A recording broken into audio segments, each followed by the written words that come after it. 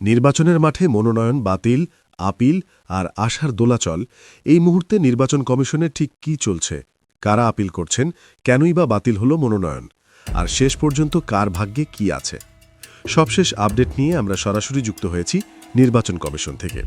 তাসনিম জারা গণমাধ্যমকে জানিয়েছেন বিষয়টি সম্পর্কে তারা আগে অবগত ছিলেন না।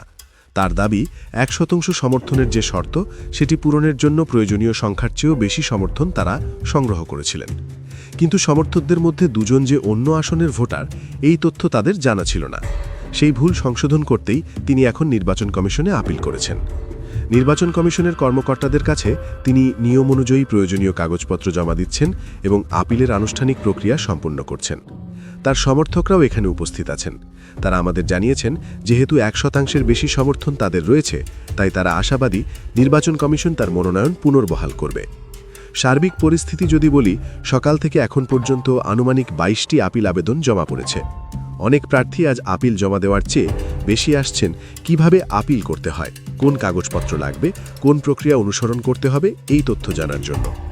এখানে শুধু প্রার্থীরাই নন, তাদের সমর্থক এবং আইনজীবীরাও উপস্থিত আছেন।